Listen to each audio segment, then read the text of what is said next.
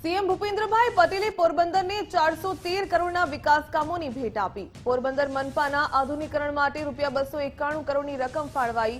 કુલ 46 જેટલા વિવિધ પ્રોજેક્ટનું ઈ-લોકાર્પણ અને ખાતમુહૂર્ત કરાયું।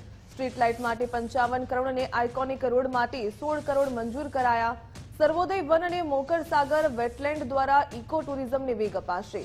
આરડીએસએસ યોજના હેઠળ ₹20 કરોડના ખર્ચે ગ્રામીણ વીજ સુવિધાઓ સુદૃઢ કરાશે। ઐતિહાસિક લાઇબ્રેરીના રિસ્ટોરેશન માટે 5 કરોડની ફાળવણી કરાઈ। તો પોરબંદર જિલ્લાને પણ આજે 123 કરોડ રૂપિયાની વધુ રકમના વિકાસ કામો આપ્યા છે।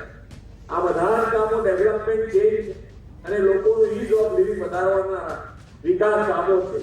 468 કરોડના વિકાસ કામોની ભેટ આપી હતી ને આજે વધુ 414 કરોડ રૂપિયાના કામો મળ્યા છે।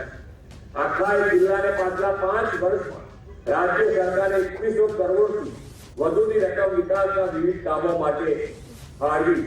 જે આપણી જૂની લાઇબ્રેરી છે દરિયા કિનારે પેલાદાની બાજુમાં એના હેરિટેજ ડેવલપ રિસ્ટોરેશન માટે 5 કરોડ રૂપિયા અને કમલાબાગ અને પેરેડાઇઝ સર્કલ ડેવલપ કરવા માટે 5 કરોડ રૂપિયા।